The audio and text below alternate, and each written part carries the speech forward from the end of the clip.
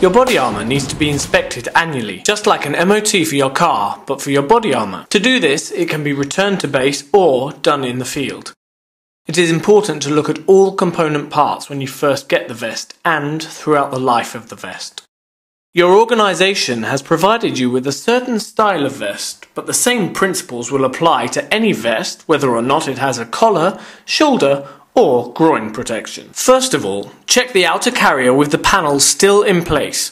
We are looking for any signs of wear and tear. Start by checking the major stitching points and bar tacks on the webbing of the molle system. Do this by popping your finger through each webbing strap, making sure it is attached. Ensure the Velcro stitching is well attached and not detaching from the fabric. One of the reasons for this is if you are caught in a blast, you want to ensure that the vest is still going to be attached to you.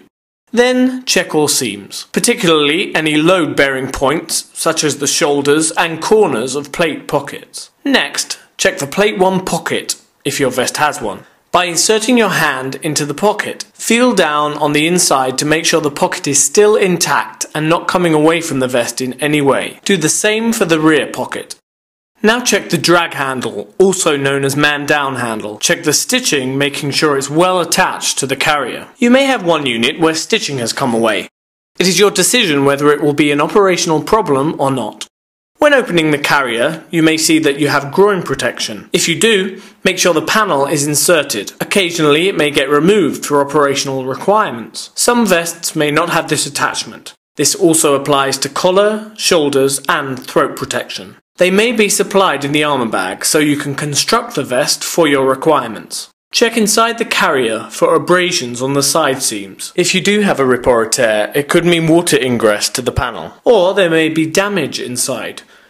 Go around the whole circumference of the carrier checking seams, ensuring they are all closed. Now remove the soft armour panels. It is important to note the way they are coming out. Over time you may find the label, which should always face the body, has started to wear away, or someone may have removed it. If the label is removed, look carefully on the sap and see where it once was. Then mark this side of the panel using a marker or biro with an X. Then you always know this side will be towards the body when inserting the panel. Start by feeling the panel for any wrinkles, and if they seem excessive, then it may be worth replacing. Folding of the panels can be an issue. If the panels aren't stored flat, they may become damaged, particularly on the side wings. Your panel may have been heat sealed. You need to check around the sides where the seal is, making sure none of the ballistic material is visible. This is especially important at the bottom edge of the vest, as water ingress or light will degrade the aramid fibres of the vest. The most common place for this is the bottom, where it may have been rubbed excessively. Do this for each panel, making sure you reinsert them correctly with the label facing the body.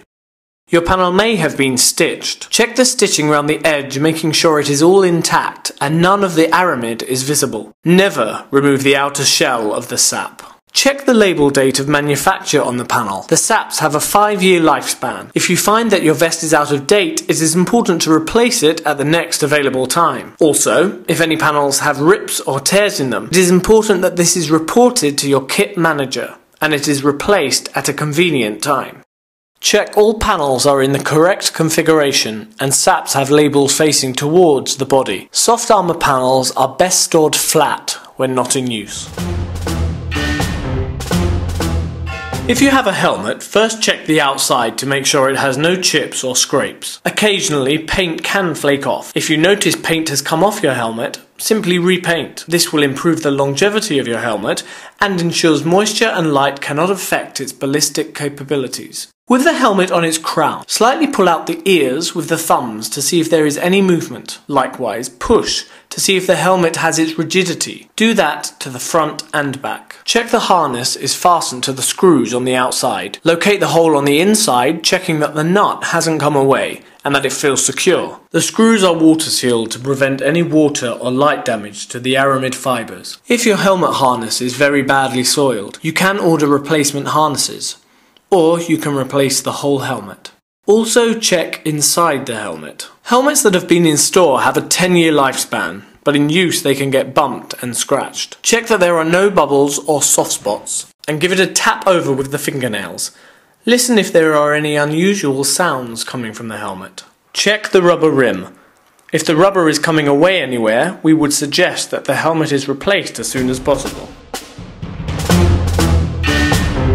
There are 3 tests that you should do on your hard armour plates. First of all, check the rigidity of the plate by taking opposite corners and giving it an alternate push and twist. This is called the torque test. Have one hand pushing one way and one pulling with the other, listening to hear if there are any little movements, grind or grit. The plate should be completely rigid, no movement. Then swap corners. Next is a visual check.